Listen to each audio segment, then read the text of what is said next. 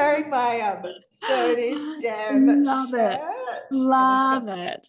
My Oh, look books at are here. that. Welcome to House of Fables in Conversation. Today we have Sarah A. Parker here with us, best-selling author of the Crystal Bloom series and the Moonfall series. Thank you for joining me. Absolutely my pleasure. Thank you for having me. So today we're going to be chatting about your life as an author, and then we will also be moving into some spoiler chats about your series, but I will let everybody know when we move into the spoiler chat. So if you haven't read the books, you can watch the first half, and then we'll be talking about Bloom first, and then we'll move on to your latest release, which is When the Moon Hatched. Perfect. I just want to thank you all today for joining the conversation, and remember to like, comment, and subscribe so I can bring you more candid conversations with our favorite romantasy authors. And remember to follow me on House of Fables on TikTok and Instagram for more bookish content. Okay, Sarah, let's get started.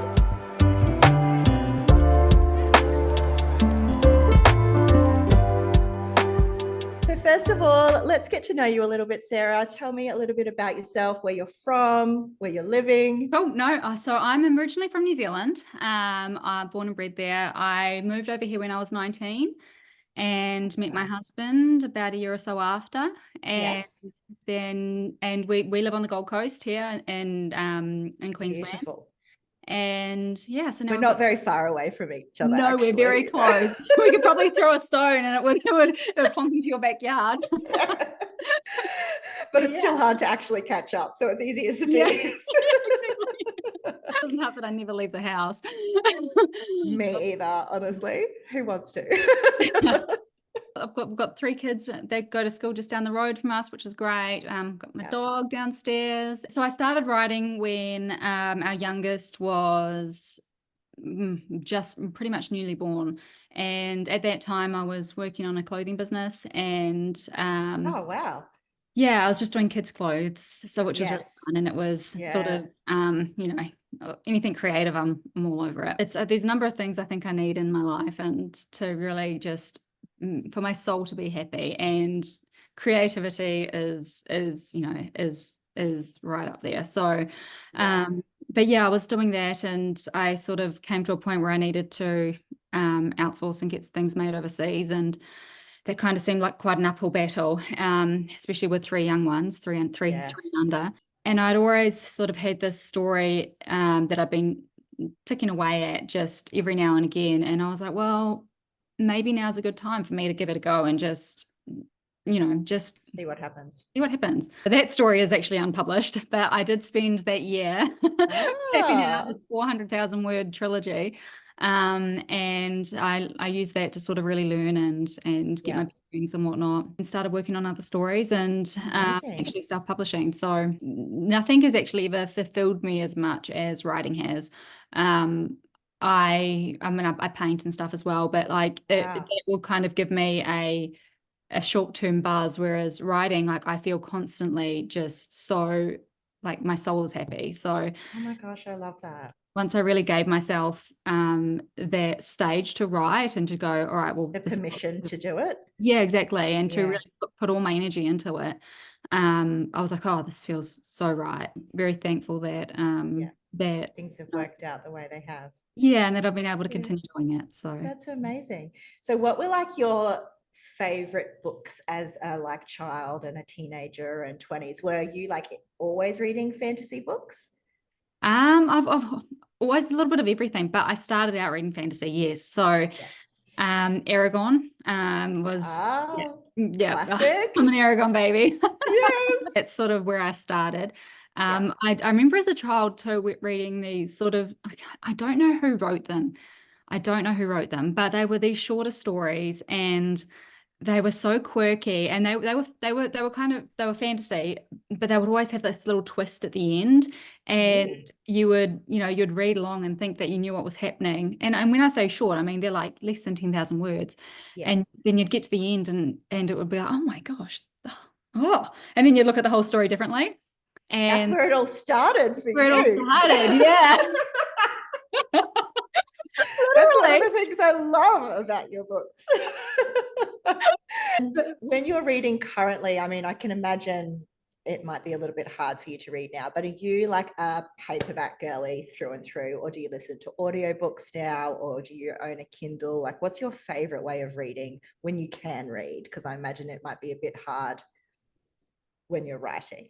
It has been hard for me to read lately since I started writing that one there. This Moon one? on top. Yeah, I haven't been able to read. I don't know. I Yeah. think it's a very big world, and diving It's into huge. it, I just there wasn't any room for me to think of anything else. Yeah. So I haven't been able to pick up a book in the past sort of year and a half. Wow. But when I am on my reading zips, I sort of, I can read up to 9 books a week. Like I just chew Oh through, my gosh. and usually that's on Kindle, and then I buy Yes. paperbacks and hardbacks. Trophies. Yeah, trophies, exactly. Yes. But in saying that, I mean, I've got a big bookshelf right next to me full of books there, and a lot of them I haven't read because I will go to the bookstore nearby me, at least once or twice a week, and I hunt for pretty books just to go on my bookshelf. And I'm like, So I will you're a book dragon like the rest of us. I buy all special editions, everything. I'm like, yep, I will read that eventually. It's there. You mentioned that you've always been creative and you always had that want to write. Yeah. Do you remember being young and dreaming of being an author? Since I was really little, I've been creating stories, whether or not it be like, and this is funny actually, because it's the way I map now, like laying in bed, like close my eyes, and then I would go on an adventure in my head. And that's how I would run that adventure until I fell asleep. And Wow. it is literally how I map now. So it's I was always on these big adventures. I was always out on the farm, like wandering around. I would leave sun up. I'd go out and I would wander around until the sun went down, like pretending I was in this fantasy magic world with Oh fairies, my and gosh. hunting for fairy houses, and just in my own little world, basically. Oh my God, I love that. I obviously, I could actually write, and at Mm. school and whatnot, I'll do little story competitions, and Mum's got some of them actually. When I was in New Zealand recently, I Oh read some of wow. them, and it it's so funny because I some of them I'm like, I was 7 years old and I'm writing How did I come up with this? I'm like, "Ooh, this lovely story," and then at the end it's like, and she dies. You always liked the dark stuff. Yeah, I think they did. It's this other story, and it's like talking about, it's really, you kind of don't know what you're following. It seems like you're following some quirky person, and then at the end you realize it's actually a chicken. And that the whole time it was a chicken, but I wrote it to deceive people, and then, so yeah. So It's just always been a part of you, basically. yeah. And then it's just been like learning as you go, basically. Yeah. Yeah. So because I read so much, well, obviously not recently, but Yeah. I read a lot. I'm a very big believer in trial and error. Like I'm constantly wanting to learn from mistakes that I make with my writing, and constantly trying to improve. I haven't done any courses per se, but I've always, been a sponge when it comes to feedback. Yeah. And, I think that any feedback is absolute, like, it's golden. Being really Because receptive and taking it on, and yeah. 100%. Yeah, I Yeah. think that's the key to growth. Gone down No. practical learning road. From talking to a lot of authors, there are so many mixed backgrounds with writing, and there is no one way to do something. It's not like, it is a creative pursuit. So it's not like being a lawyer where you really have to learn the law. So it's amazing the differences in writers' backgrounds as to how Yeah. they get there. What do you think is the best part of being an author, and what's the most challenging part of being an author? For me, I think the best part is it's when readers reach out to me, and they've resonated with a part of the story, resonated with a character, or just felt the words that I've written and felt the emotions that I put into it. That for me is everything. Yeah. Everything. Like, I live for that. Hands down, that is it. Because I write these stories, and I put them out in the world, and I practice letting go, because well, for me anyway, if I keep myself too attached, then you take things to heart, and Yes. no matter what you write, no matter what any of us write, it comes up against criticism. We put the story out there to absorb that, to get that, it's or to get the other. I can't control that, and I would never want to. I think reading for everybody, it's their own journey, and everyone's on their own journeys. And I put the story out there hoping that it will resonate with some people, and if it doesn't, it doesn't. I've put that story out for a reason. I've loved writing it, and to me, it's meant something. So I take that. To me, it's meant something, and then I let go. So I know you have a really like you don't ever like read reviews or go into like you're very no, I take all my, I've got a very thorough process, lots of like criticism leading up to that point where I push publish, and I listen to it, hear it all. I that's where I get my criticism, is from the people that in my circle who they're part of your team. Exactly. And I've got quite a broad range of readers who early read for me. So I take all that on board and make any necessary changes to my stories at that point. And then after that, once I push publish, it's I take my hands off the wheel. And to me, that just feels healthy, because again, otherwise otherwise you just, it's too much. It can be hard. Yeah. So that was the best part of being an author. So what's like the most challenging part of being an author then, do you think? Most challenging part would be part of the writing process, do you think? See, I really love the writing process. I love the creating process. Once I get going, it's I'm going, and I'm just constantly living in those headspaces, and I'm constantly walking those streets like that. Again, it's always so been. Maybe the most challenging part is having to be in everyday life and not being in your stories. Maybe yes. I think that's definitely valid. I think for me, because I do get so I tunnel vision. So when I'm in that writing zone, I find it very hard to pull myself out. So for instance, with writing Flame, I didn't leave the house for 5 months.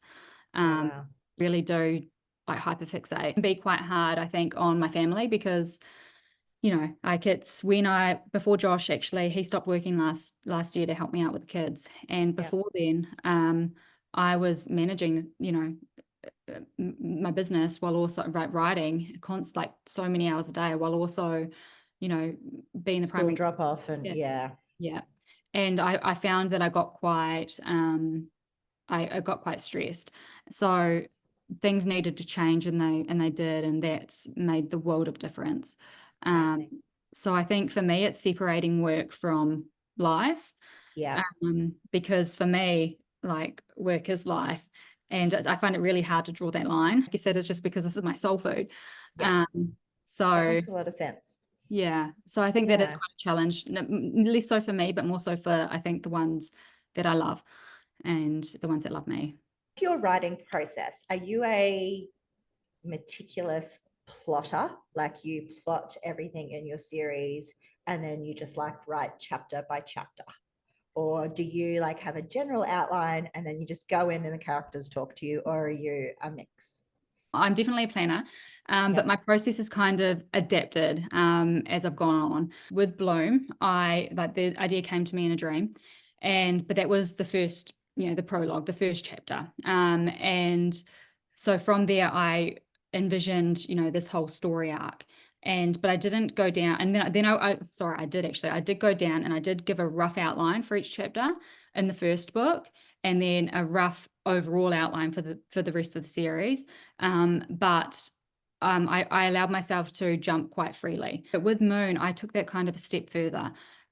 So that process with Bloom, that probably only took me a couple of days. Like it was very quick for me to be able to, for me to put that sort of all down, for me to have something to color in, I guess. With Moon, I really wanted to, I realized how much organization kind of helps me.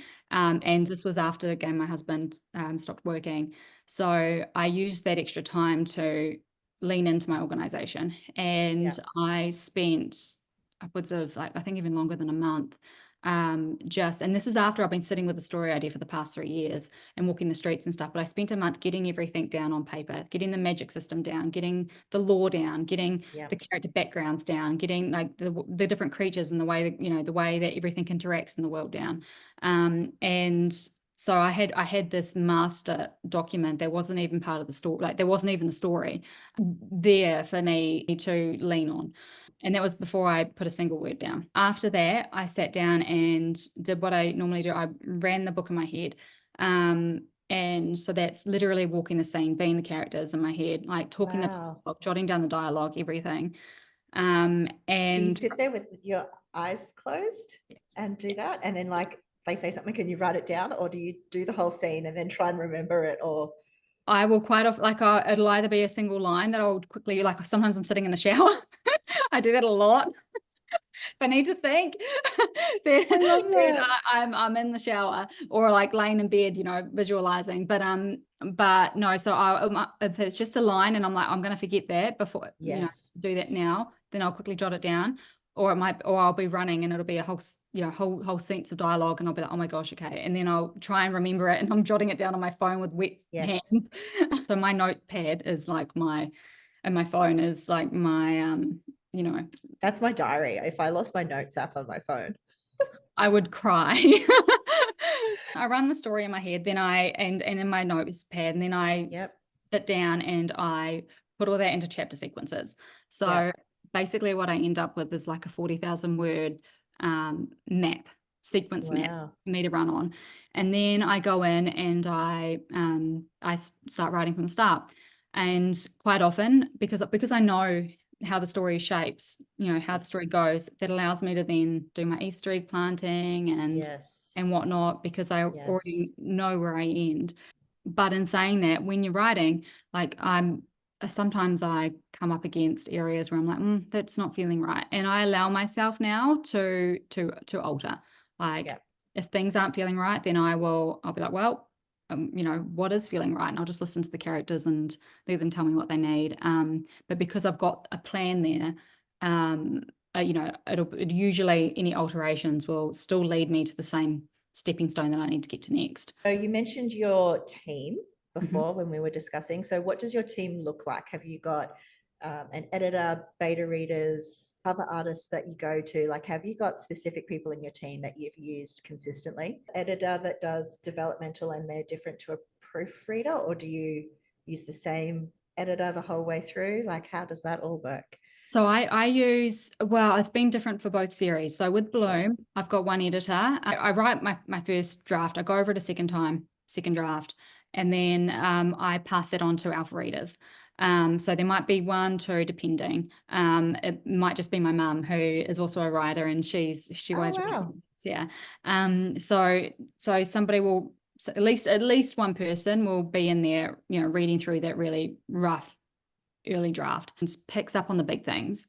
So if there's anything in character motivations that's not hitting, they might require for me to rewrite half a chapter or Yep. whatever. But maybe I'm missing a chapter, maybe I've missed a beat somewhere and there needs to be some filling in, because one of my main problems is that because I do write with a lot of mystery, sometimes I write with a little bit too much mystery, because I just assume, I assume, because I forget that I've got the whole world in my head, but Yeah.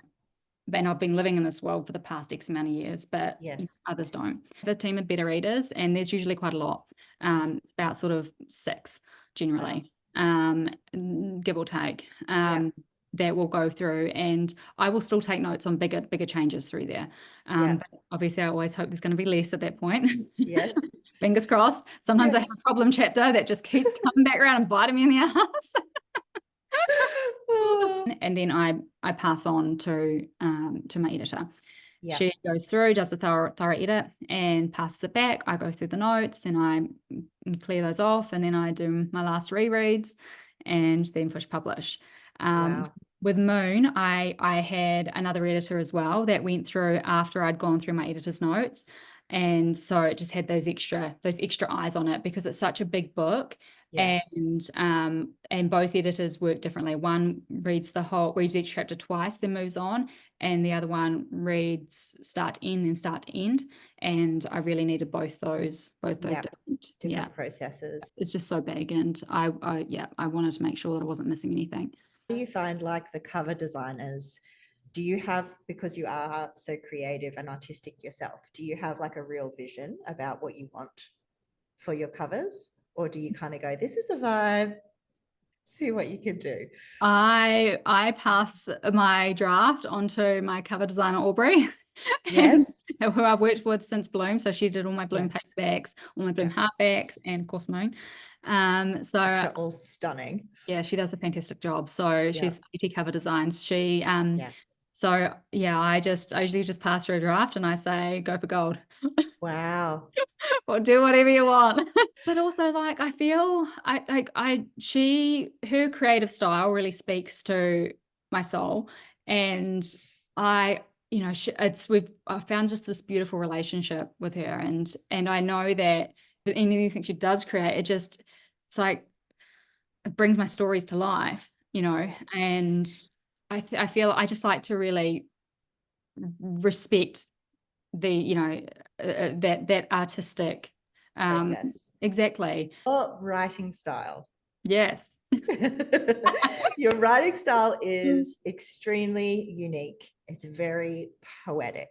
It's very descriptive. Is that a choice or is that intuitive, just how you write? And do you spend a lot of time agonizing over each sentence to make sure that it's really getting across the emotion, the plot, the description that you're trying to portray? It's intuitive. So it's funny actually because I always kind of wondered the same.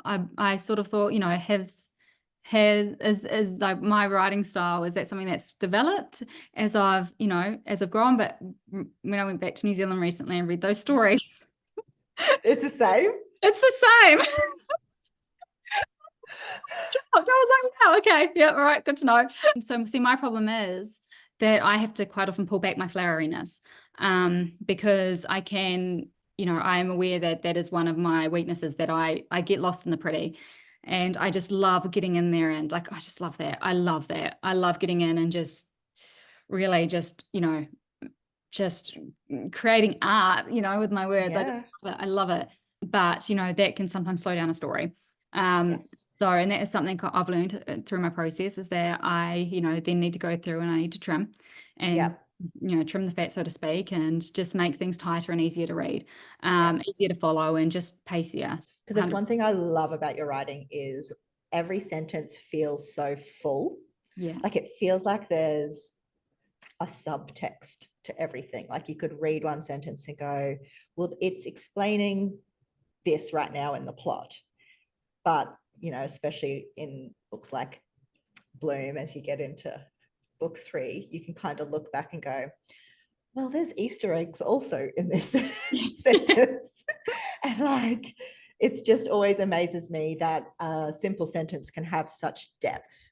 It's funny actually, because I was reading this morning. I woke up quite early and I lifted up my computer and I was reading something that I wrote yesterday.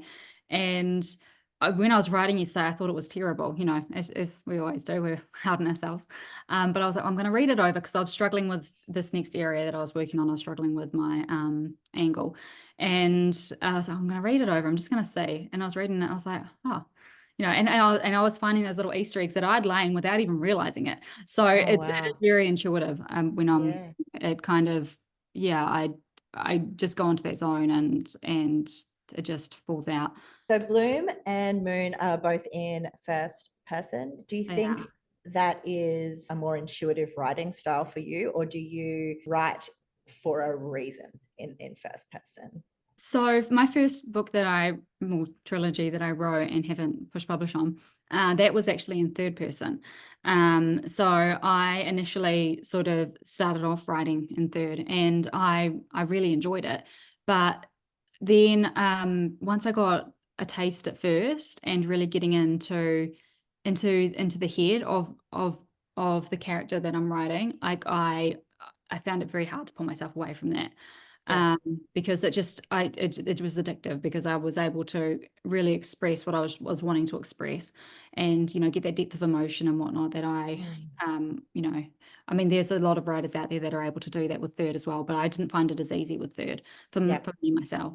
So with Moon, there is actually a couple of chapters there that are in third, but I did that because I wanted to keep away from going too deep into, purposely, because I was trying to avoid that. There's definitely a choice, and Yeah. It's once I started actually writing in first, I kind of that I found my home there. What representation or themes are really important to you when you're writing your books that you really want to explore? For me, it's I like to explore what I guess what comes naturally to me, and that is mental health. I think through my life, I've there's been been through a lot, and I think it's very for me it's very important to explore that. I find it very healing myself, and I also I think putting those stories out there, it's for me I could get so many messages from people who have found healing in those words as well, and have felt seen or heard, and so for that for me is really really important. That was probably when I slid into your DMs. Yeah, yeah, yeah. I was like, Sarah, you really got me. Okay, so we're moving into the spoiler chats for the Crystal Bloom series. So the first question I have is, you have stated previously that the Crystal Bloom series came to you in a dream. Correct. Can you describe that dream for me? Like, was it the whole series you knew start to finish? No, definitely not. It was the prologue scene from Rawdon's point of view. Yes. Yeah, so in my dream, I could see that burning house and that little girl, and like I wasn't either one of the characters.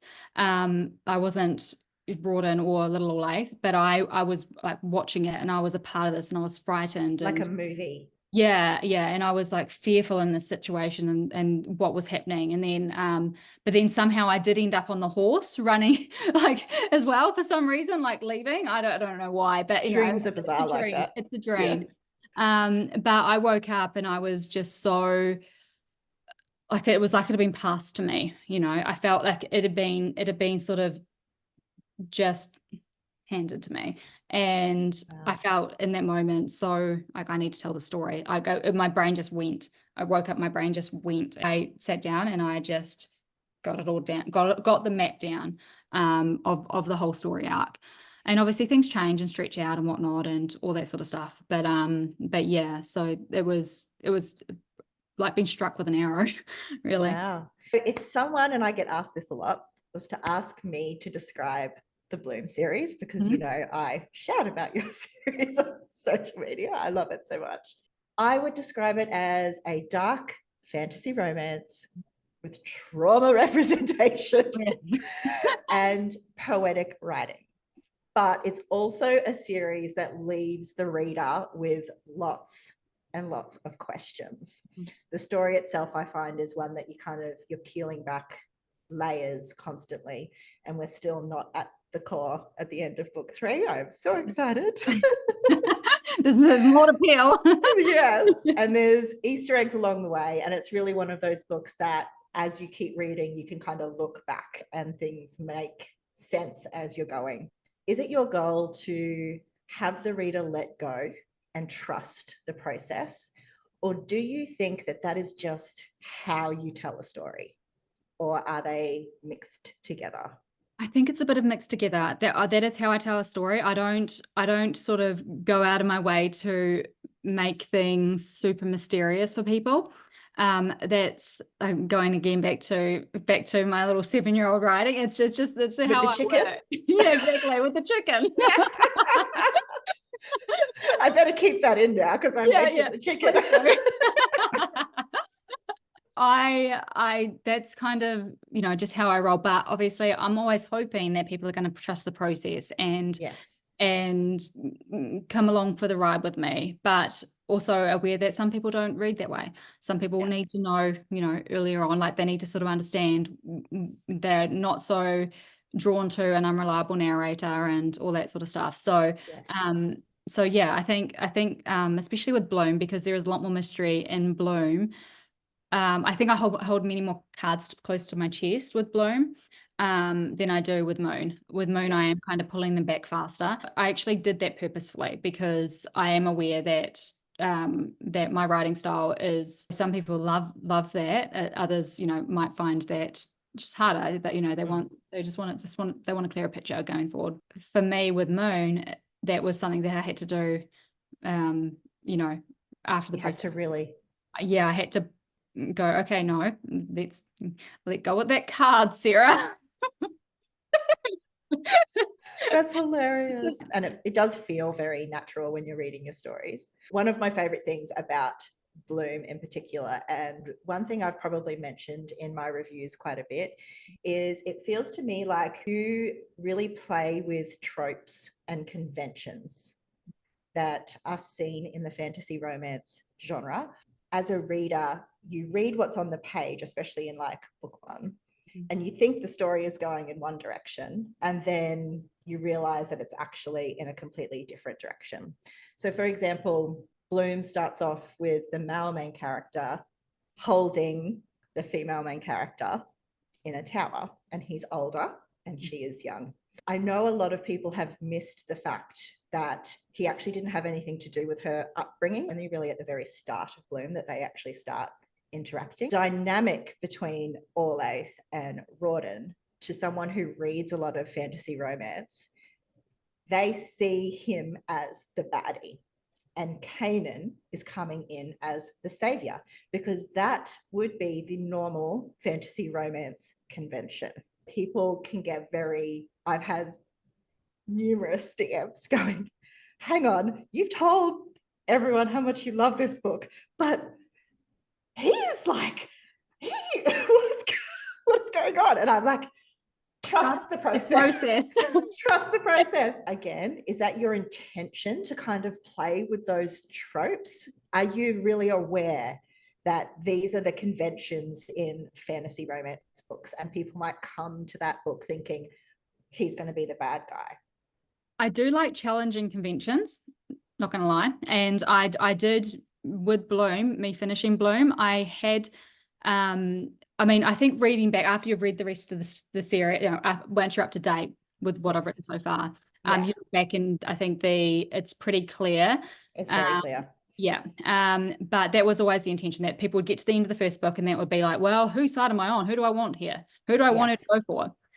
So that was absolutely the intention, for me to paint Rawdon out to be enough for us, for him to be antagonistic enough for us to go, for us to go either side.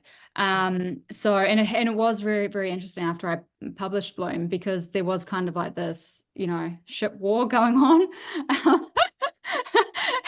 and it was very, very interesting. So I knew when I was releasing STEM that there would be some people that would be obviously disappointed that, and then there would be some other people that would be like, I knew it. All that all the way through. Yeah. Because I am working with an unreliable narrator, so I'm laying these clues. Yeah, it was tricky. And I think some people find it hard to get past the fact that the way that they felt towards Rawdon in that first book. Yes. And then there's other people that are swayed, and then there's the people that again were just like, I knew it from the beginning that he was not a bad person. So and I think for those people that are in those those last two categories, get to enjoy quite a wonderful ride with them, and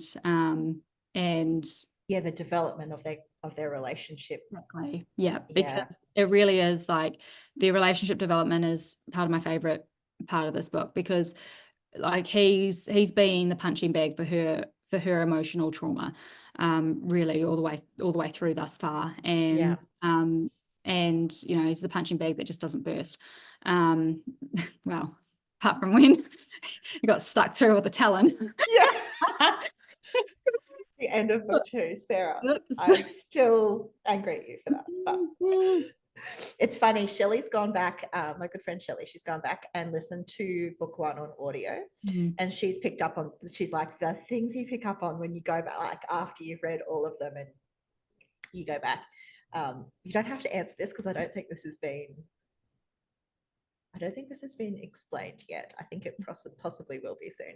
But she's like, there's even times when Orlaith is thinking things in her head and Rawdon answers her questions.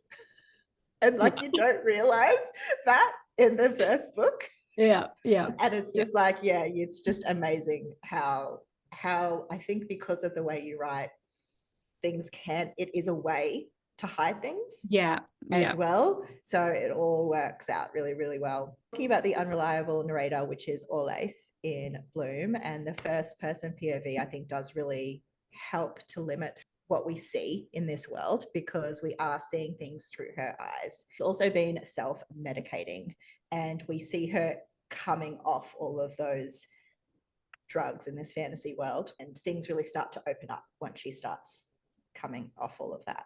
How hard is it to build a fantasy world and give all of the world building while also having such a limited point of view?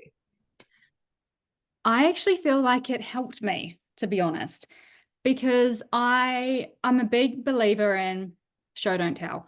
And through Orlaith experiencing this world and sort of peeling back the layers of it, like, you know, opening a flower, like I was able to walk her through these, you know, these different situations, or you know, and learn. We were able to learn these things with her. So that made, I guess, the world building feel very natural to me. It was just like we're learning it at the same time as her. So it's, that kind of really leaned into my writing style. But obviously through it, you know, she discovers that book as well, which she goes through that with Kai, and then we learn about, you know, a lot of things through that. So I did have little techniques that I used to open the world up to the reader. Also with Rawdon's POV chapters as well, I use them to kind of broaden the world a bit and to give us a little bit more scope. And then in book 2 as well, obviously Orlaith is out in the wild then, and you know, she's on her adventure. She's off. But I through that, like I you know, brought in these other POV chapters as well, and really utilize them to grow the world beyond Orlaith. So I think I do have these little techniques that I've used, and that really helped me to I guess, you know, grow it for expand the world. Yeah, exactly. And I think that's why you don't really get any like info dumping in your series, because you are in that first person learning the world as she is learning it as well. Talking about STEM, Orlaith is making a lot of mistakes. She's making a lot of bad decisions. And I think that is due to the fact that she really has this belief that she and her life isn't worth anything. That's how I read it. And she can be quite destructive in a lot of her decision making. The catalyst for her decisions really are to give up her life to help the greater good, to help her friends. So all of her decisions are sort of based on, what can I do? I don't really care about where I end up. I just want to do what I can to help other people. Is the imperfect female main character and her growth that she goes through one of the really important plot points in the series for you? I know you talk about their romantic relationship, but Orlaith's growth through all of that as well, is that something that you really wanted to explore and to be a big part of Bloom? Absolutely. I with her, I'm going through her, you know, her development and her growth and her processing her trauma, and, you know, her mental health journey in real time. Like, I'm not jumping over any of the messy steps. I'm going through that. And I refuse to jump over those messy steps, because that's not what life is like. You know, there are pushbacks. There are, you know, there is, you know, it's not a pretty path, and I refuse to paint that as anything other than what the it message, really is. What it really is. For me, it is very important that I'm moving her through at the natural pace, and not not fast forwarding through any of the messy bits, because again, that's not real. Especially in STEM with like the situations on the boat. And all of those sorts of things. Like, as someone who's been through a lot of stuff as well, I can really identify with her struggling with being in her head, being in her body, making these decisions, having to do the hard choices. It's really rare to see in a lot of books because, you know, we do like escapism and we want, you know, strong characters. And sometimes, you know, you just want to read a book where someone's fighting dragons and winning and, you know, all of that. But sometimes it can also be extremely touching to be able to see a character also go through trauma and what it's really like in real life to have to get through that trauma as well. In STEM, there's one scene really sticks out to me, encapsulates to me Orlaith trying to grab back any of her agency. There's a scene where she's at the dance party and she decides to lose her virginity to some random male. And it's not pretty, it's not what you would want necessarily, but I completely understood why she made that decision, because she was choosing how her body would be used, because Kanan wants her body for this. Her virginity is a commodity. Really see her trying to just grasp any agency she can through those sorts of decisions. Why was that scene in particular? Did you choose that to show? Like, you could have shown that in a lot of different ways. Was there a particular reason you chose to explore that? I think there's two different sides to it. One, I wanted to give her back some of the power that she didn't have, that had been taken from her. And I felt that, you know, because she is still on this growth journey, like to her, like in that moment, she saw it as power, as taking that back for herself and just making that decision like for her. Then there's the other side where it's actually quite heartbreaking, you know, that she's sort of, that to get that power back, that's what she has to do, down even further. And you know, that self-destruction, when you are working through layers of trauma, it's you know, there is kind of no limit. We do break ourselves down and down and down and down, and then even when we think we're climbing back up, we're actually sometimes still breaking ourselves further down. And it is such a journey. And again, that was another me just not skipping over those messy parts, you know. It's quite often when, you know, going through a journey of healing and self-discovery, the ones that we hurt are either the ones we love or ourselves. And I guess I was trying to portray that through that. There was no thought in that about now, you know, fandom might be unhappy because, you know, she's given it away to somebody that's not the main love interest. That was a purely Orlaith scene through there. And I could see that. I have actually, now that you say that, I have seen people theorize that because the male she chose was wearing a mask. So I have seen a lot of people theorize like that was really Rawdon, and like and I'm like, no, you're missing the whole point of that scene. Like, that was it was literally about her. It was. The ending of STEM. Yes. Yes. Was that always going to be the end of book 2? No. Did you plan to break our hearts? Well, I always planned to break your hearts, but it was going to be in the middle of the book, and Flame was going to be the second half of STEM. Right. The book got bigger, and that was the only place I could pause without without a feeling, you know, even unfinished. Even then I felt like I was cutting it in the middle of the arc, and that was a very hard decision. If I went back again and lived that part of my life again, I had the pre-order up, I'd already pushed it back a month, and I didn't want to disappoint, you know, everybody. I was like, well, I'm going to release it here. And honestly, if I had put the whole book as one, then I would have had to have gone up a size, and it would have been wonky on the shelf. So it would have been smaller and then a bigger one. And it just felt like it wasn't the right decision. Like I needed to, at that stage for me, it felt like I needed to end it there and move on to the next one. Reruns bookshelf aesthetic and whatnot. So that was cutting it in the middle of the arc. So Yeah. obviously Flame is very boom, boom, boom. We've got that second arc of that, what was originally the second half of Yes. what was originally the full arc. Yeah. But what that did mean, of course, is that I left everybody on this devastating cliffhanger for To 6 be months. honest, I love a cliffhanger. Like I do.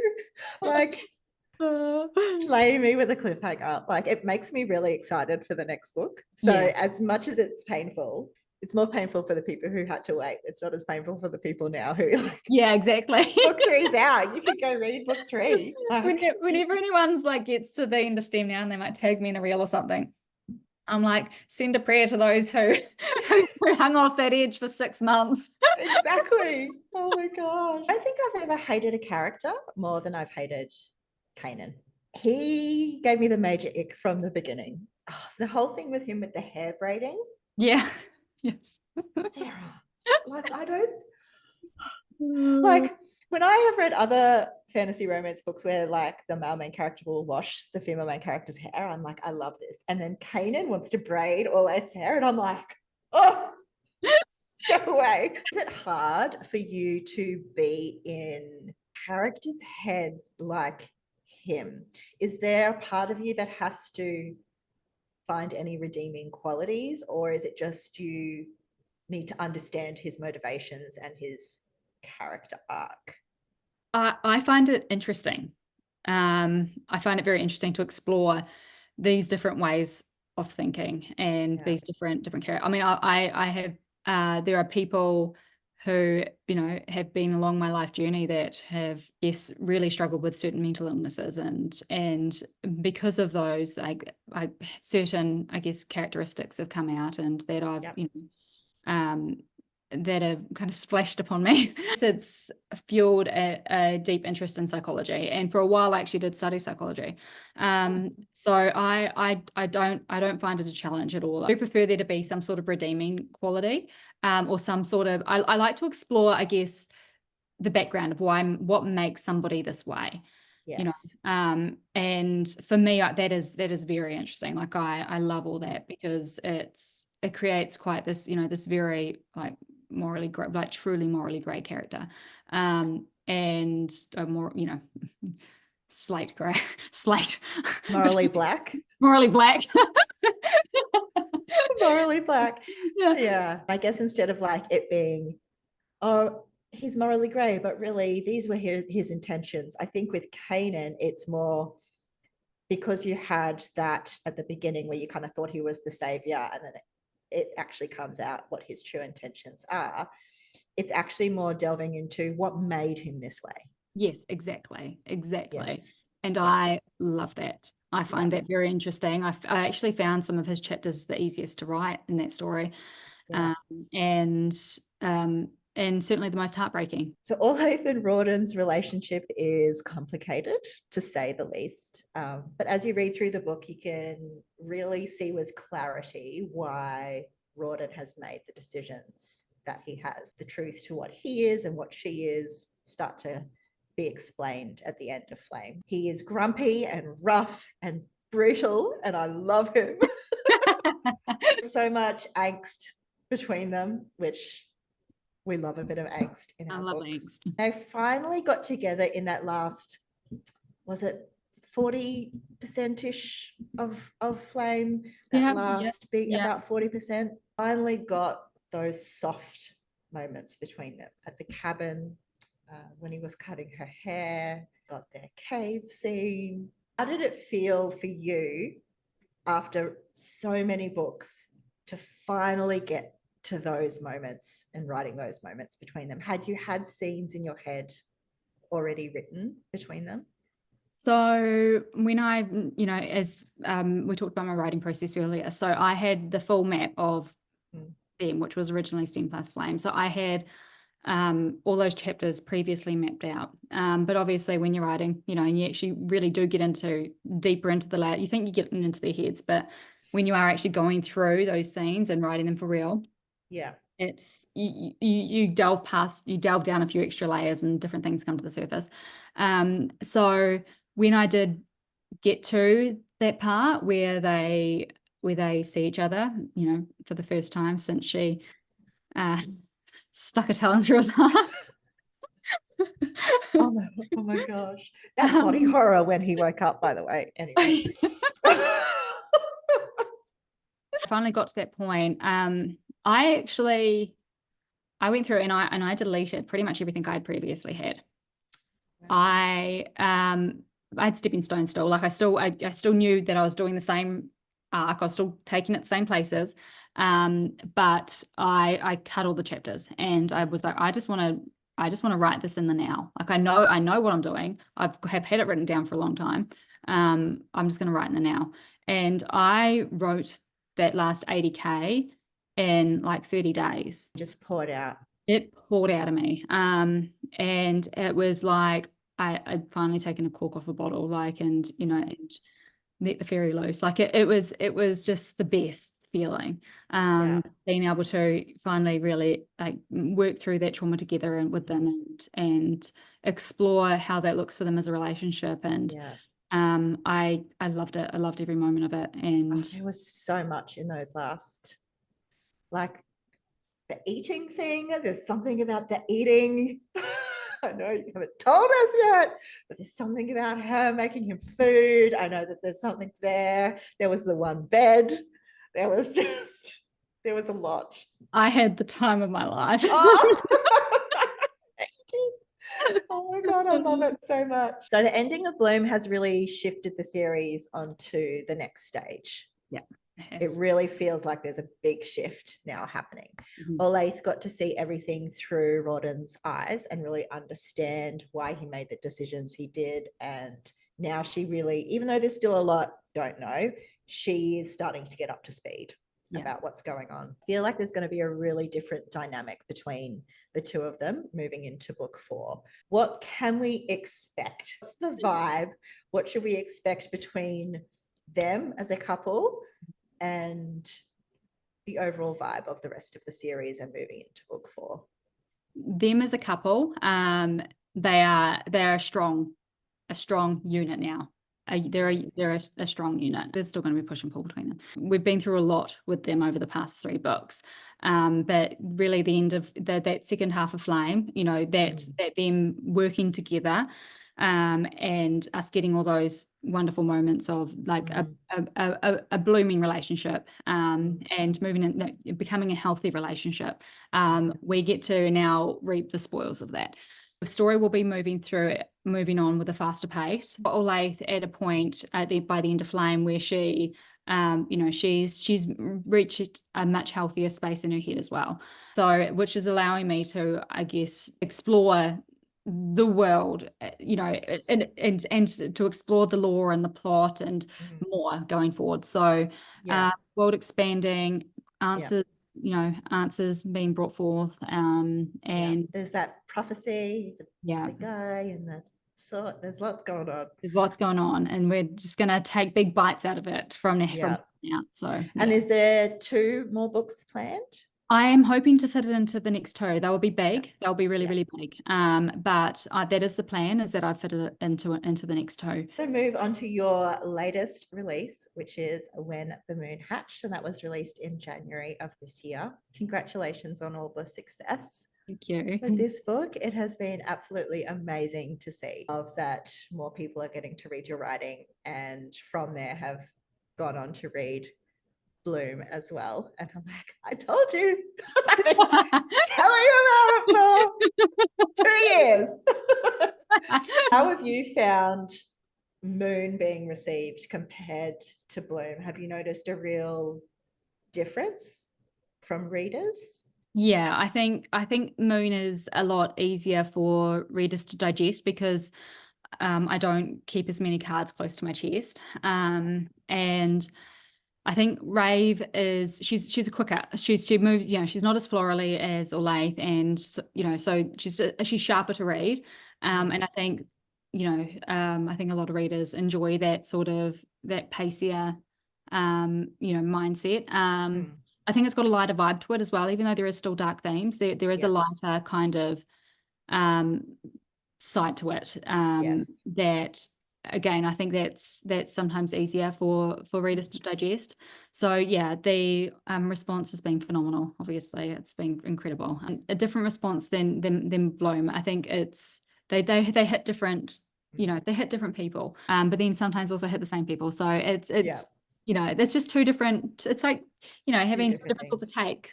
Rave and Khan are very different characters to Orlaith and Raw. Khan is a strong cinnamon roll, my perfect boyfriend. He is now number one.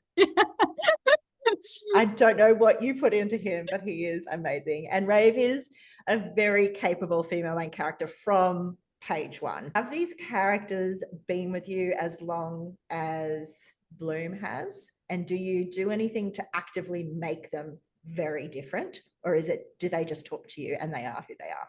They just talk to me. So with Rave, I always knew that I wanted her to be like, for her to be able to go through the stuff that I've needed her to go through. I knew the sort of, I could see her. I could see the sort of character that she was going to be. But when I did first start writing her, because I had been so deep in Olaith's head, my first couple of chapters, I was like, she's coming out too flowery, and it felt uncomfortable. And so I had to go back to the start again and really sit with it and really find her voice. And then once it notched into place, I was off. I was like, oh, there you are. Hi, friend. Let's go. Same with Khan. Oh, there. Yeah, so he for me, I actually originally envisioned him differently. I had a different sort of, but then once I got right, he just spoke himself. He wrote himself. I was like, okay, all right, that's what we're doing. And I just felt like he kind of just took the reins off me and told me how he wanted to be. And again, it was very different to what I had intended to write for him, but I just let him speak. I was like, all right, then you do your thing. I trust you. So he exists somewhere. Yeah, he does. I swear, because honestly, it wasn't what I intended. He came out his own way. If he could just materialize, that would be really, really good. Yeah. No, I love him. I love how dynamic he is. Like, he is very strong, but he is also, he lets Rave breathe and do what she needs to do. And it's, he feels really fully realized. Like, so I did wonder about that. Like, if you did any exercises with your characters, star signs they are, or different things that they like and dislike, or if it's more just really intuitive and they just speak to you and they come out, or is it more like in the writing process? I think with my planning process, it really helps me. It will really help me with this story, because I did such a very, very thorough, background on each character. You did, okay. Yeah. So for me with Rave, the main thing that I struggled, like I mentioned, was like having her too florally, and that I realized quickly that didn't make sense for her journey. But I think with Khan, like I've got his whole background there, like so it's all that sort of really helps me to understand how they would respond to certain things as well. The way he is with Rave, that was, again, he just wrote that himself. Really, which we find out by the end of the book, right? Like, we understand why he is the way he is, because he's lost her once, but he lost her thinking that she chose. Yes, correct. Something else. Oh my God, you know how to break my heart. Talking about the world of When the Moon Hatched. So I remember when you first described it to me as like the 3 areas, the glossary which is like, how many pages long at the beginning of the book? I haven't actually counted. I see a lot of people say, 20-page glossary. I'm like, oh, I guess it probably is about right. Yeah. But I remember when I first started reading the first couple of chapters of Moon, and it gave me a almost Star Wars-esque vibe to the world. It felt very epic, and because they're so clearly defined, harsh sand dunes, and then, the cold winter, it just felt so cinematic to me in the way that the world was described and created. How do you create a world like this? Like, what is your process? Did you like just meticulously brainstorm how this world, or did it just come to you, or did you take months for you to figure it out? So the world itself, how the world works, came to me about 3 years ago. Like I have been walking the streets of that world for a very long time. So it's I could see, the half of it, or the top bit of it, like with the sun, and the fact that it didn't spin, and the wall, and the fade and the shade down the bottom, and never getting any light apart from the moons. And I saw the moons, so I knew that I had this very, I guess, whole world here, literally. Like it's I would walk through the streets of it like I was in a video game, and be able to explore and whatnot. And I did really look at it in that way. I was interacting with it, and I wanted it to be interactive. I wanted us to feel like we're actually living in there. And so I sat with that for quite a while before I actually obviously brought the story out.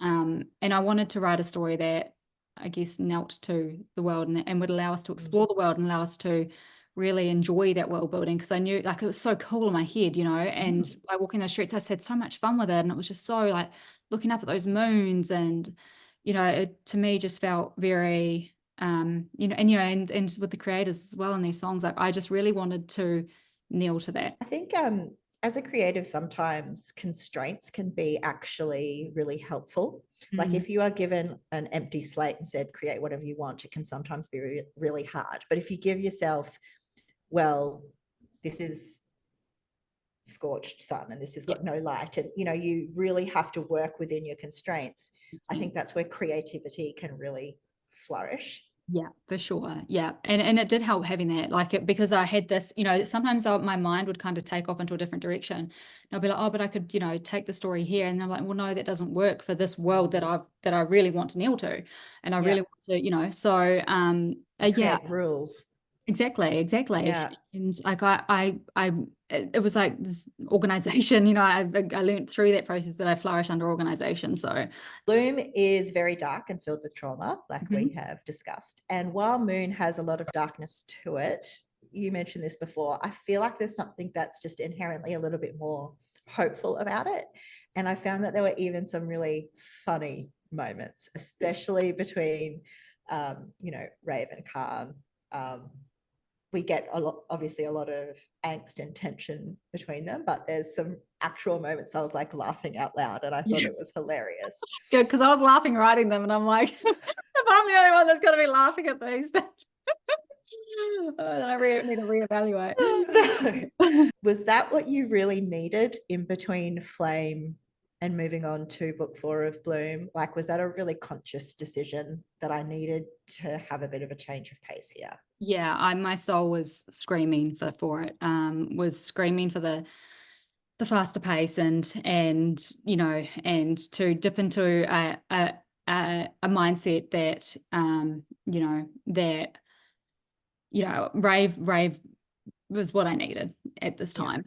And it's like, I find her very, very easy to write. Very, and the way that she deals with things as well, it's quite she's similar. very sarcastic. Oh yeah. It's that dark humor, right? Like a lot of the time when you have trauma and like you're the only one who can make a joke, and everyone looks at you like, yeah. Did you just joke about that? And you're like, well, it's my life. And it's me. Like I laugh through, I laugh my way through life. I laugh my way through bad things that, it's it's the way it works. It is. So she was exactly what I needed. Are there any specific scenes or quotes that you are surprised that people love, or that makes you happy when they love, that they have identified with it? Definitely the broken things make the sharpest weapons. I love it whenever I'm tagged in that one, but anything that anyone ever tags me in, or anything that anybody's ever highlighted, and I'm always just so, I think, amazed. And there was one, I can't even remember what it was, but recently somebody tagged me out in it, and I was just so like, I was so happy, because it's such a silly line, but it was like something that had me laughing so hard. I love that. I was like, yay. Somebody else laughed. My favorite parts of Moon was the banter between Rave and Khan. and they're very different from Raw and Olathe. Yes. If they were ever to meet, those four characters, how do you think they would interact? I think that that Rawdon would probably say something that would piss Rave off fairly quickly, and she would probably stab him with Talon, but do a really good job of it. Yeah. And I think that Olathe would rip her necklace off and kill probably both her and Khan, and that would be it. I mean, she'd be really bad about it. Gosh, we need to do a fan fiction of when the Bloom and Moon characters meet. Once upon a time, the end. Yeah. It would be over very quickly. It would be, yeah. What can we expect from the Moon series as a whole? I believe it's a planned trilogy. Yes, I'm aiming for a trilogy. Yeah. So the next book, we move forward plot-wise quite significantly, like where we ended up, in the last book. You kind of get a bit of a taste for the direction we're heading, exploring more of the world. Book 2 moves a bit faster than book 1. More dragons, much more dragons. Amazing. And we're getting some very, very, like, lots and lots of answers in book 2. I'm very excited for the second book. Yeah. I'm very excited for it. I mean, having everything explained at the end of book 1 as to who, like the diary entries and Khan and Rave and who they are and what happened. But then to find out that Nee, and that's her daughter, Sarah. Are you trying to say that that's not a brutal cliffhanger?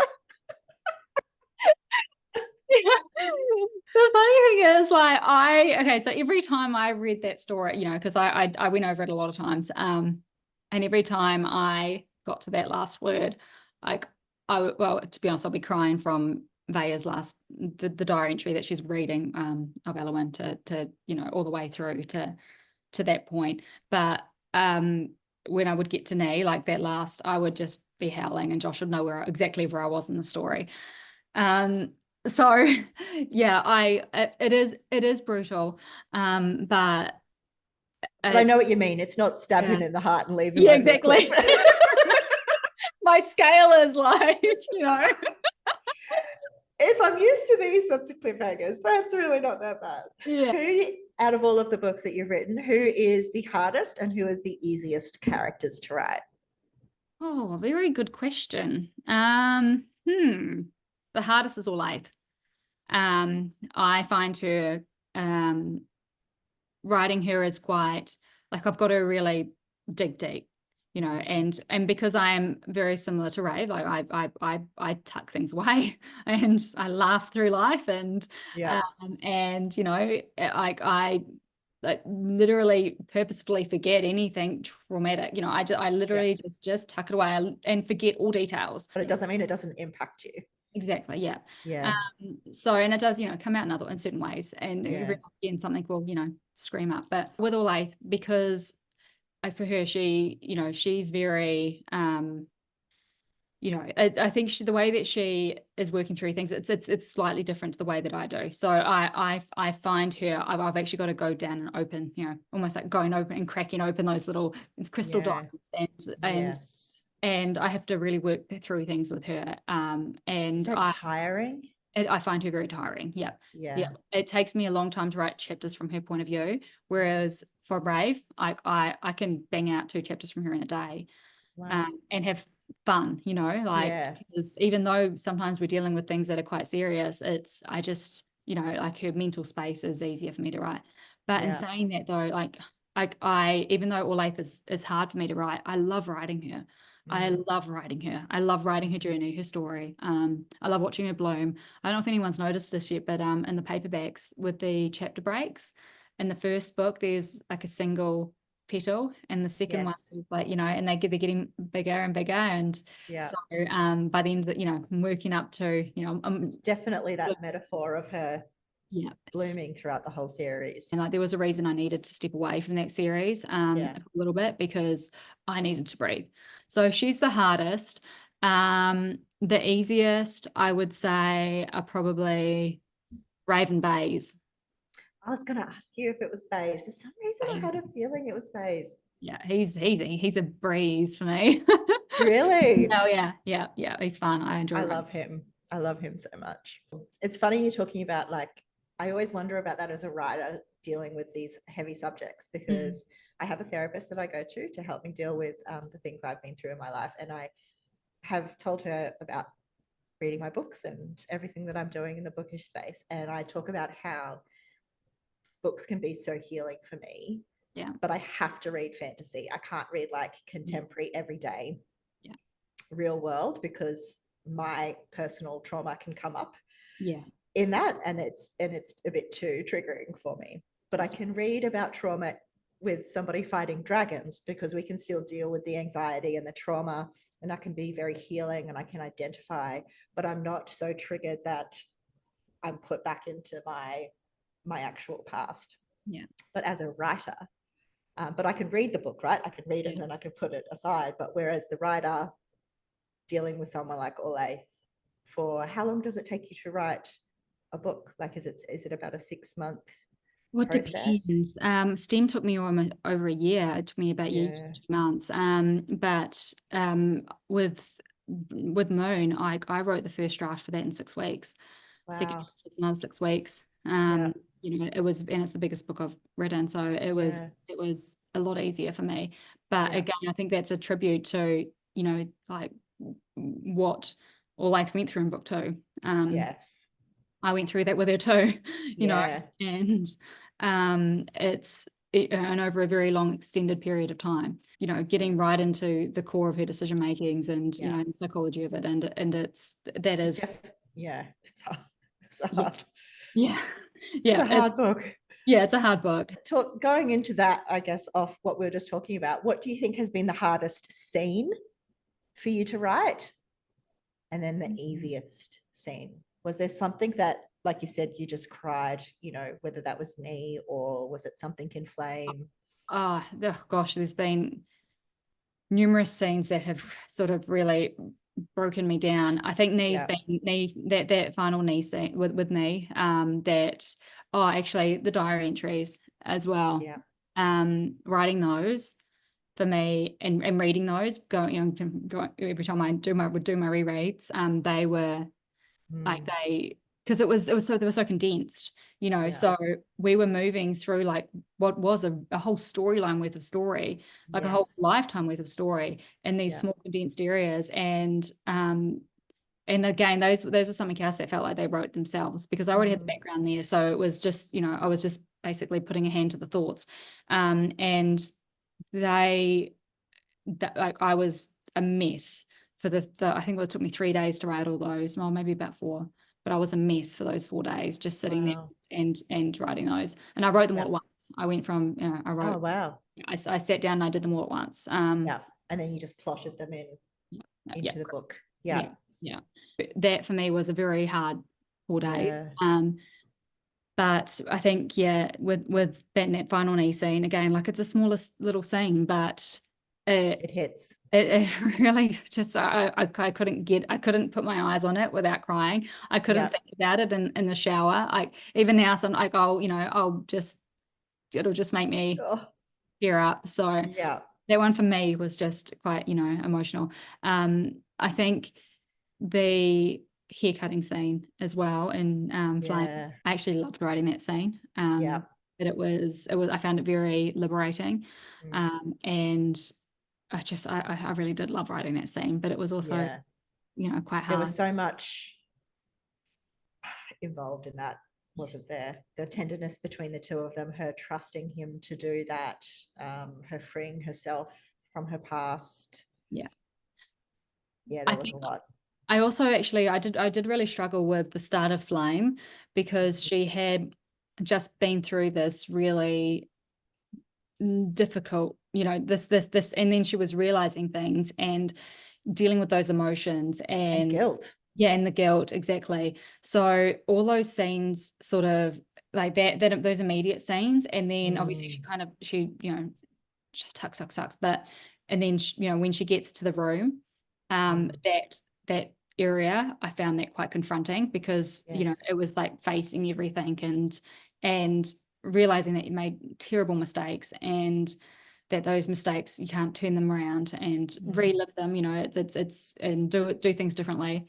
So I found that quite challenging to write, because like challenging as in, like, not that the words came hard, but challenging as in I had to really dig deep. Aside from that, it is mainly chapter ones that I struggle with. Really? Yeah, chapter ones of every book, I've Yeah. got like a chapter one curse where Yes. I You have to rewrite it a few times, do you? yeah, always.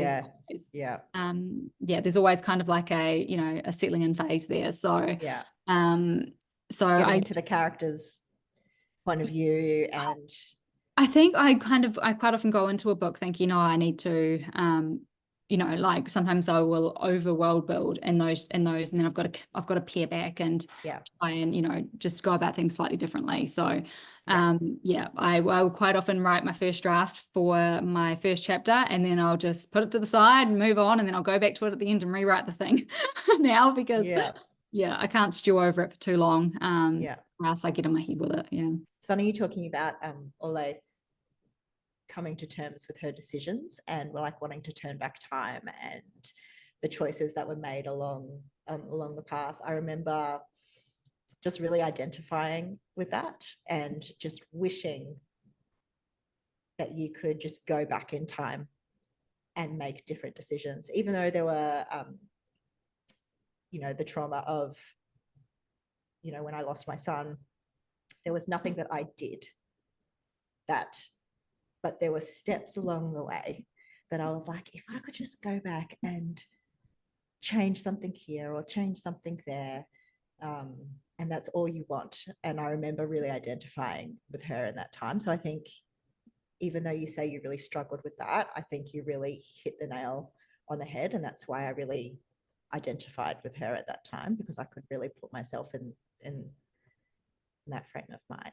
Yeah, I think it's one of those things with when they, you know, these traumatic things happen to us, and these losses, and I think we carry this guilt around, and it is so heavy, and there's the only way I think that it's like we try to look at it from these different angles and go, well, hang on a minute, and we beat ourselves up, because it's like, well, what if I had done this? Like, would that have been different? Like, it is really just self-torture, you know, and because there is, in these situations, there's often nothing that we could have done. And like, you know, but it doesn't stop us. It's like this horrible coping mechanism that is so painful, because it's like passing yourself almost false hope. Like, if I had have done that, then what if? What ifs? But it doesn't change. I remember my therapist saying to me when we were dealing with the loss of my son, who was stillborn, and we were talking about, like, what did we do wrong to deserve this? And there was this big feeling of why do I deserve this? Like, we are good people. And she explained to us the just world theory, which is we teach our children that if you do something bad things will happen. If you do something good things will happen. And karma and everything happens for a reason, which I don't subscribe to anymore. The hardest thing, I think, when trauma happens to you is realizing that most of the time bad things happen to good people. Yeah. Most of the time it's the normal everyday person. It comes out of nowhere on a Tuesday afternoon, and your life is completely upended, and you have to realize that I didn't actually do anything to deserve this, and I couldn't have changed anything. This is just now something I have to learn to live with and to move past. Yeah. No, I think that is a really beautiful way of putting it. There was a loss in our family when I was younger, and it's stuck with me. I always remember, I was only 6 at the time, but I remember it's the same, you know, as what you've been through with my mum, and I remember going out into the lounge in the middle of the night. It was pouring with rain, and I remember seeing her sitting on the steps, and she was crying, and that I've never been able to shake that image of that. And then my nana came out, and she grabbed me and she said, "Come on, darling, we'll take you back to bed." And I said, what's wrong with mummy? And she goes, "Oh, she's just sad. She's sad." And I actually read something that my mum wrote years later about that time. And I think I was like 20 at the time when I read what she had written. And it was, you know, for her, it was such like an alienating time because Especially back then, it was handled very differently yeah. as well. Yeah. And and you're dealing with this on your own, like you really are, and quite often that is the case with anything traumatic I mean, you've got other people around, but that might be going through the same thing, that are going through the same loss or this, that, the other, but we all deal with things differently, and we all handle the shape of these things differently, and yes, and that healing process is different for everybody. Yeah. There's no trauma that's the same shape as somebody else's trauma, but I do believe that trauma really makes you a lot more empathetic 100%. because you can really, even though our trauma is different shapes, we can identify and empathize with other people's feelings around their trauma. And I think it's definitely made me more empathetic, because anytime something happens now, my first question is, well, we don't know what's going on. Yeah, that's I'm 100. Yeah, that's me. Yeah, 100%. Don't know what's happening in their home or in their mind or in their heart, and people have demons that they're dealing with all the time. Yeah, exactly. Yeah. Sometimes when you're working through things, when you're feeling stronger, it can there's so many different stages in there to healing, because sometimes when you are having those strong days, then you then feel guilty because you are, and that obviously throws you back, because it's it's a process, and you never truly through it. And I've come to terms with how I parent Jack, and it took me a long time to realize how I can parent him. And because he was our firstborn, and we didn't have our daughter till 3 years later, so I was a parent without a child for 3 years. So it took a long time for me, because you have to learn how to talk about it around other people. And in the first year, you stumble over your words, you're really uncertain. It gives you so much anxiety about somebody bringing up children around you and how you're going to say it. And people say silly things to you like, oh, it just wasn't meant to be, or something. And it's like, no, that's not really, that's not, don't say that. And eventually I learned that the way I feel happy about parenting him is being firm and saying, yes, I have a son. He was stillborn. His name was Jack. And then I don't go home feeling guilty that I haven't disrespected him anyway. I honor him. Yeah, it just becomes a part of you, doesn't it? It's shapes you. Yeah. We went off a little bit there talking. We did. I'm sorry. I apologize. No. Let's get back to our questions. You've explained a few times how you laugh and you cry in your books, so you obviously feel it very, very deeply. Is there any character? If I'm not feeling it, if I'm not laughing, or I'm not crying, or if I'm not feeling something, then I know I'm not doing it right. If I'm not, yeah. It's like, okay, let's start this again. Yeah, if I've seen it, there's a scene that I pictured to be like that I've been looking forward to writing, and it's, for me, it's a big shifting moment in emotions or whatever. And if I'm not feeling it, because it doesn't take a lot for me to cry when I'm writing. If I'm not feeling it, then I'm like, well, this is not right. Yeah. Yeah. Start again. Go back to a different angle. Yeah. What character do you identify with the most? Is it Rave? Yeah, I think so. Yeah, emotionally, it's her. Yeah. Tuck it all away. But I'm guessing there must be a little bit of yourself in every character. There is, absolutely, 100%. Yeah.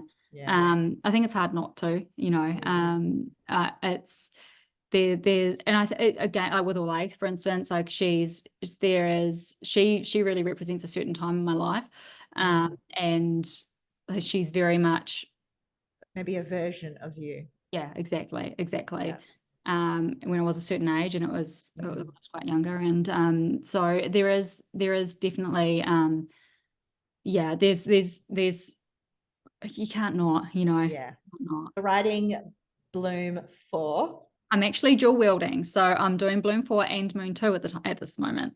Oh my gosh. Yes. How are you dealing with that? Is it different? Good? Do you like it? Well, see, I'm at different stages with both books. But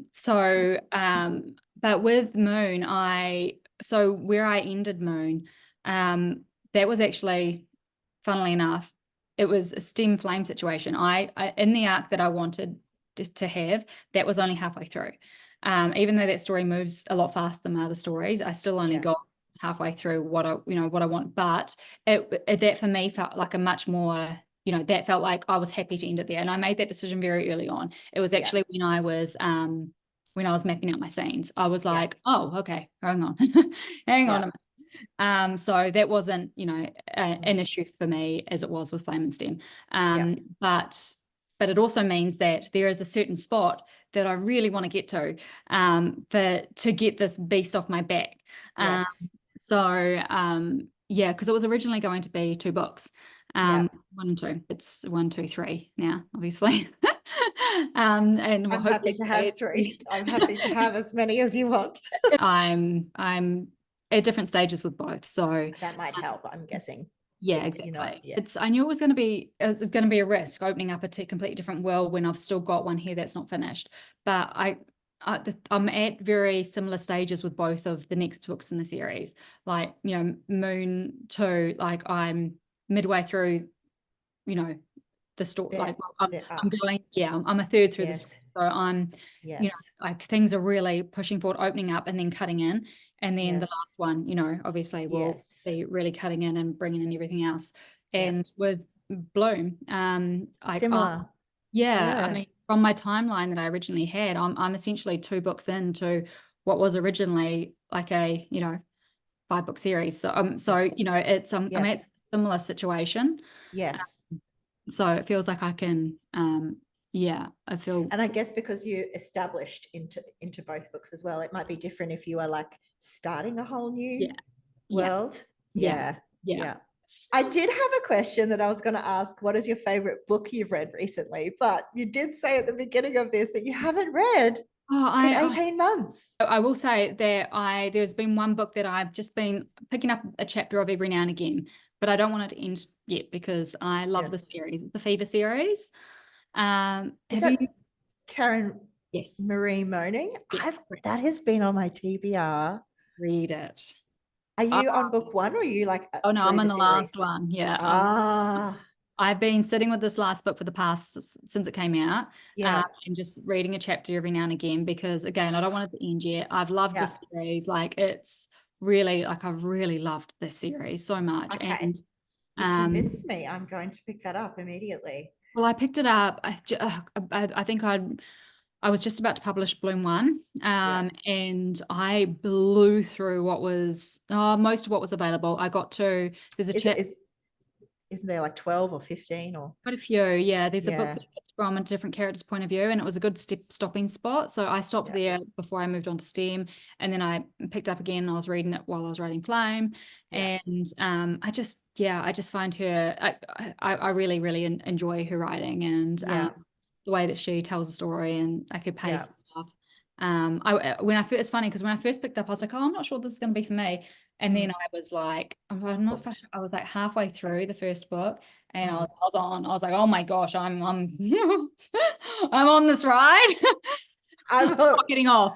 Recently, I've picked up another sort of old school paranormal romance series by Nalini Singh, and I've read one of her other books, Angel Blood. Started this other series called the Sky Changeling series, and I'm doing them on audio because I'm finding harder for me to eyeball read at the moment, like just with everything that's so busy. So, when I'm doing other tasks, I can kind of listen to an audiobook. And I am obsessed. Like I've only listened to the first 2, but I'm just like, that's all I want to be reading right now is just these like, they're all interconnected standalones. So like you can kind of get that happily ever after, like, and they're just like so good. Like they just know what they're doing, these authors that have been writing these books for like 20 years. Like they're just so good. Don't look at your physical TV. So you're going to be at a Polycon next month. This video will probably go live around that sort of time. So apart from a Polycon, Have you got any other like bookish goals that you want to accomplish over the next year in 2024? Golly, I want to get Bloom 4 and Moon 2 done. They are my personal goals. Yeah. But really it's just to keep doing what I did last year, and that's just loving every moment of writing and being in that nice happy space. And you know, that is my bookish goal, I think, from here on out, because it was such a wonderful experience, you know, creating that book, and I loved every moment of it. And now I want to live in that sort of moment from here on out. So and just to be kind to myself, you know. It's been really amazing to see you carve out that space and like doing things like taking off the pre-order dates and things like that for your own creativity and like mental health, and making those changes at home to give yourself that space to be able to do that has been really amazing to watch you do that. And I can see how that's really enabled you to create some beautiful art. Like I absolutely, you know, love your work, and I love Moon, and I can't wait to keep reading your books. I can't wait to keep giving them to you. I'm here anytime. Thank you so much for being so candid with me today in this conversation, Sarah. I've appreciated this so much. I will try and edit this down to a reasonable time. I'll do my best. And I want to thank you all for watching, and I will see you for our next conversation, which is with author Miranda Lynn. She is the author of The Unmarked Duology and her latest release, Till Death, and I will be releasing that next month. Thank you, Sarah.